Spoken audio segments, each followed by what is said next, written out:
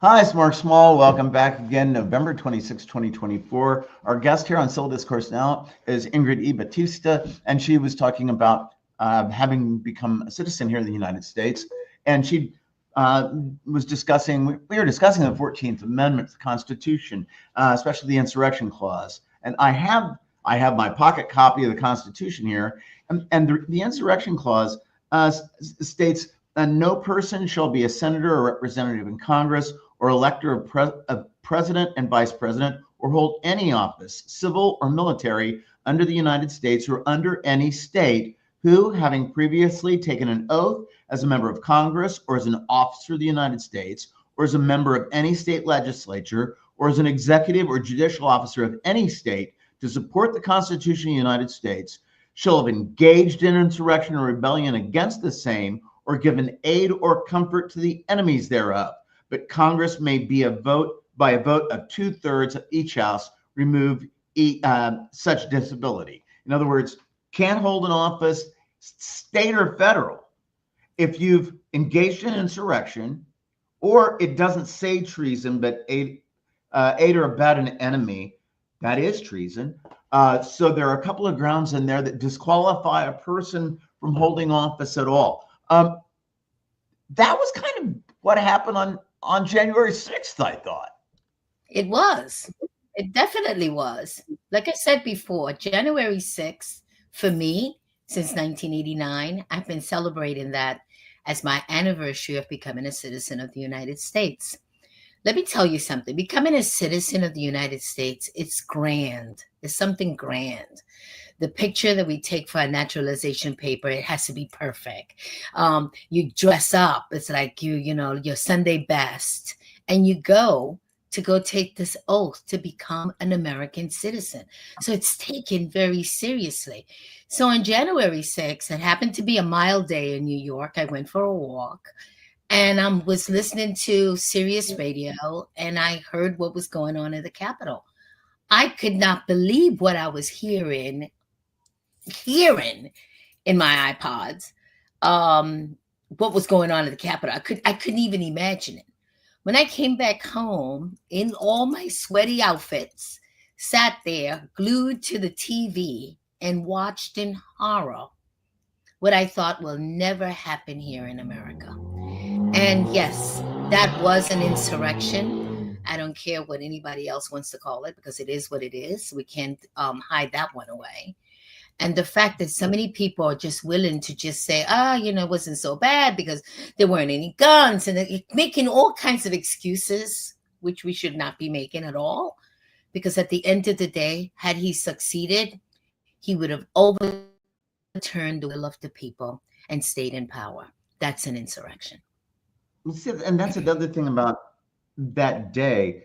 It seemed so bizarre because I know Senator Lindsey Graham of South Carolina was going, I can't do any further. This is I'm done. And then the next day, of course, he's going, I'll vote for him. I mean, it was really absurd. And then you had people then, a couple of weeks later going, there's no insurrection. That was just people walking through the Capitol.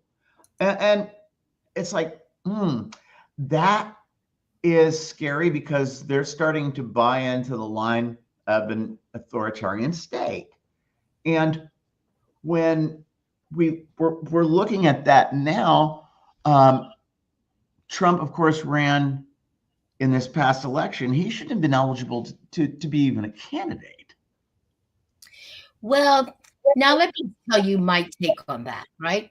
I do believe the way the 14.3 was written, because it did not say candidate, because it didn't say ballot, because it didn't say run for election, it pretty much does state, though, that you are disqualified, which means you had to be there or somewhat involved, someone, and removed, which is taken into the assumption that you're already there and we have to get you out of there. So the fact that he won the election, that to me doesn't mean anything, because when you have a situation where we know, and it has been documented, that since this election, we quote unquote say it was um, uh, uh, a safe election or however they try to word it. That election was filled with a bunch of disinformation and misinformation. So when people are voting on lies, you cannot accept that as that it was a fair election. That was cheating. It's like me taking a test. I have the grid with the answers and you don't. If it's Well, if it's and that's not, I mean that what people don't have access to a lot of the information now that we used to. It used to be with only three major networks and PBS and local stations. That was what you had in newspapers for media. Now with everything so spread out, people are going into just listening what they, their bias confirmation is what the phrase is. But when I consider that everything is laid for groundwork for someone to be a dictator, as I believe we have a projection of what Trump intends to do in office, I think that if he is allowed to take office and is not stopped by legal means, if he's allowed to take that office, he's not going to leave that office. of And course not. that means the end of our democratic values. Yes. But I see it differently, Mark. My attitude is this is not negotiable where I'm concerned. If it was up to me, it's not negotiable. And that's why I'm like a dog, a pit bull with this bone that I can't let go. He cannot serve the same 14th Amendment that allows me to be a citizen of the United States. Okay. Thank God, based on him, my daughter, who's 30, if I had her before I became a citizen, he'll probably say my daughter is not a citizen either, right? But we cannot take things out of it that we want to take to serve a purpose, to destroy we the people, and the main crux of it that removes the people that are against the Constitution or running the show, then we fail. When we say, is it a republic if we keep it? Yes. Why we keep it? Because we want to remain engaged. We want to be knowledgeable. We have to know what are the rules of the game. Once we give in to the misinformation, disinformation, it then takes us away. And that's why we could say, oh, what happened, January? Yeah, there were probably people on January 6th walking around the Capitol. There were probably people in January 6th that will not engage in the things that some people did. Okay. But we also, as humans, know that if that was your house and somebody came into your house and did those things to your house, and that was called an insurrection, the owner of that house will say that was an insurrection, because that's that kind of behavior, that's what it's called. We can't generalize the population that probably went home, got on the train, did whatever, went about their business. That's fine. January 6th was picked specifically for a reason.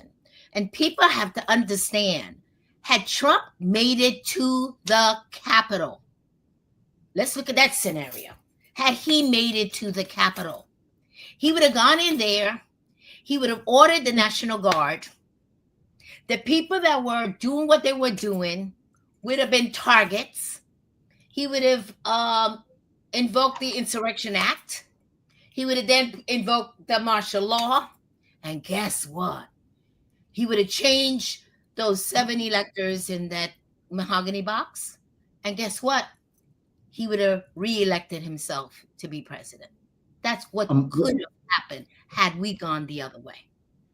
We're about out of time here. I just wanted to point out one thing on that, and amongst several I could, but again, my image, the image in my mind is the individual walking through with Confederate flag over his shoulder, and I thought, if Lincoln saw that, Lincoln refused to negotiate with anyone from the Confederacy because he said that's not a country.